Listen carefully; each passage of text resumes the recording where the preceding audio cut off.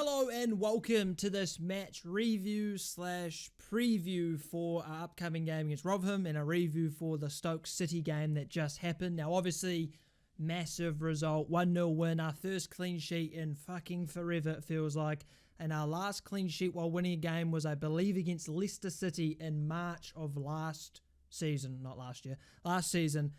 it was a massive result. We'll give a quick review, nothing too in depth because really it was sort of a grindy game. Defensively, we were decently okay. Majority of the time, there was definitely some shaky moments. Attacking-wise, I thought we were very good in certain moments for sure. Lack of quality in some moments, lack of poor finishing as well. But overall, a grindy, gritty, decent performance that got us over the line. So to start off, we could have put 3 or 4 past them. Obviously, Stuart Armstrong scores a beautiful free kick. Absolutely excellent. And then obviously Mara Supasiku didn't score. Disappointing. He's a cult favourite.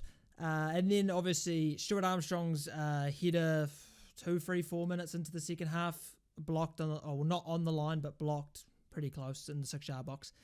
And then Sulemana running through with a good save from the keeper. So really it could have been 2, could have been 3. And that's a sort of a little issue for us because if it is 2-0, the last 10 minutes are a lot more cruisy, less intense. And I feel like the nerves really got to some of the players at times, just hoofing it without thinking, those sort of things when they did have time to be able to play something. But I think overall good performance. We did get a little bit lucky, especially with the penalty. I didn't actually see it at the time, but I saw it on a replay. Bednarak, I think, was just taking rugby lessons against Lowe, I think the Stoke City striker. So a bit lucky with that. If there was VAR, well, maybe not because VAR sucks. With the whole Liverpool thing, maybe not VAR would have given it. But at the end of the day, we sort of rode our luck a little bit, got over the line, clean sheet, 3 points, can't complain about that. And I think 2 wins in a row. Now it's the time to start picking up some form, picking up some confidence. 2 wins, 2 games, clean sheet as well, 4 goals scored. You can be pretty confident about that, especially after beating Leeds and then obviously beating Stoke City away on a Tuesday night, a cold one. It's not exactly easy to do. And I guess we answered the age-old question. But yeah, so it wasn't much of a Leeds performance against Stoke. It wasn't sort of 45 minutes where we blew them away, you felt like. It was very much a difficult performance, a gritty, grindy performance. But take the 3 points, clean sheet, and moving on to our next match, which is against Rotherham. Rotherham only got 1 win so far in 10 games. Obviously, we moved up to 10th, which doesn't really matter. We're tied with 5th. So it's not exactly like there's a massive leap to be done if we were to win or whatever. If we lose, it wouldn't lose us much ground. But it's a matter of just trying to build from those 2 results, build from the performances, build confidence and whatnot. There most likely will be rotation in this game against Rotherham. So it'll be interesting to see how we sort of go with that, how much rotation, who's going to be fit enough to be able to play 3 in a week. It'll be interesting to see because I did feel like Sulemana against Stoke was by far our best attacker. It was disgusting how much he was destroying their right back. And he should have got a goal, but unluckily he didn't. But it would be interesting to see because he did look a bit tired around the 65th minute. So I wonder if he's going to be rested. I feel like he will be. A Dozy probably will get a go. Because I feel like he's definitely trying to have a bit more balance in midfield. I do feel at times in the Stoke City game, we sort of sifted to a diamond, or either a diamond or a 4-5-1, with sort of Stuart Armstrong tucking in heavily, and then sort of Sulemana and, was it Sulemana? Alcaraz pushing forward with Adam Armstrong.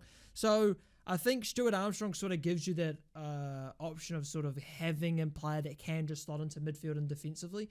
And if you play Adoz and Sulemana, they're not going to do that. If you play Fraser, he's probably not going to do that. So that probably makes sense as to why he did that, to try to get more midfield security. But yeah, overall, 3 wins is definitely a viable option. Obviously, Rotherham not having a good start to the season, 5 points, 10 games. They've actually conceded more than us. That's bad. We're actually not the highest conceding team anymore. Blackburn and Rotherham have taken us over. Come on. That's a victory in itself. That's 3 wins for me this week. Obviously, 2 wins in a row and then that. So yeah, looking into this game, I think, you can say we're firm favourites, very, very, very firm favourites. So yeah, let's go into the preferred lineup. Obviously, Gavin, Mr. Clean Sheet over here. First clean sheet of the season, first clean sheet in fucking forever, it feels like. Obviously in goal, I'm going to try and implement some rotation I could expect to see. Walker Peters as an engine, so he will no doubt play, I'm sure of it. Centre backs, again, I think when it comes to defensive rotation, you don't need as much because you don't do as much running as the back four then. Or maybe fullbacks would be excluded from that conversation, but definitely centre backs. I played centre back a lot of my young in life, my teenage years, and I did fuck all. So you don't need to do that much running compared to the other positions. But I'd say the 2 centre backs would stay the same with Bednarak and Harwood Bellas. They did a good job. Bednarak did rugby tackle someone, but other than that, it was pretty good. Left back, I think, again, Manning will just play. I just don't really see any other option unless he decides to put Walker Peters left back, Holgate right back, or James Bree right back. I don't see that happening. So I'd probably just say that's the back four. I would say Shea Charles will definitely play. If you're thinking rotation, you're thinking who's sort of close to the first team that you can easily chuck in, and Shea Charles will be one of them. So I think Shea Charles will definitely play. I'm not sure how fit some of our new players are, like, whether Downs is able to do 3 games per week at defensive mid and do a great job. I don't know. But I would assume that he can, so I'm going to say, actually, that's a difficult question because I don't think Alcaraz will play against Rotherham to start the game. I think he'll be rested as well because Smallbone most likely plays well, I would gather. So probably Smallbone would play. And then if I'm looking at a 10, maybe you might see a Rebo. You might see a Rebo playing that sort of Alcaraz role. I don't think he'll do anywhere near as good of a job, but I can't see Stuart Armstrong slotting in there because obviously he's probably going to need a rest as well. Ooh, that's actually a tough one. That's a tough one because you don't really want to play a Downs, Shea Charles, and Smallbone midfield. It's too lack of creativity, I'll say. There's not much creativity in those 3. So I'll say, fuck, that's a hard. I'm actually gonna say Alcaraz will play. I think Alcaraz will play. Now that I'm thinking about it, I don't think there's anyone that we can change for him. And then if he plays 50, 60 minutes, then it's like, okay, that's sweet as. So actually, I'm going to say Alcaraz to play. Front 3, I don't think Suleimana's going to play. I think Adozi will play instead.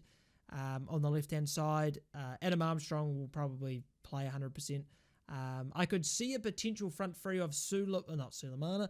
He's not playing. Adozi on the left, Che Adams through the middle, and Adam Armstrong on the right. He did that against Middlesbrough off memory, so maybe that could sort of be the thing. But I'm going to go for probably, actually, I'm thinking that's going to happen now. Now that I've thought about it, I'm thinking an Adozi, Adams striker, Adam Armstrong right wing. I think that could be the way forward for this game, for sure. So I'm going to go for that. So that will be the team, the starting 11 for Rotherham. I think that's sort of, there's a bit of rotation. I'm not sure who's going to be fit enough, who's not going to be fit enough. So yeah, that will be my team. Now moving on to predictions. I think 99% of people are going to expect a win for Southampton. At home against one of the worst teams in the league at the moment, I think you can't really predict anything but a win. So it's been a while since I've predicted us to win a game.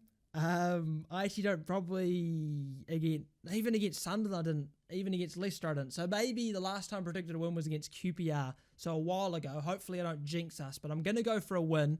I'm going to go for, it's a difficult one. We've got our first clean sheet. Are we going to keep another one? Maybe. Rotherham, 9 goals, 10 games. It's not like they can't score, but 21 conceded. I think we've got to score a couple on them. I think maybe I'll go for a 3-0 win. That's pretty expansive. I think 3-0 win, double clean sheet would be nice. Well, 2 in a row, obviously, 3 wins in a row. Now, I think that will really be the sign of things turning around. 3-0, maybe. It's a bit of a confident prediction. But yeah, let me know what you guys think about the lineups, about the predicted result.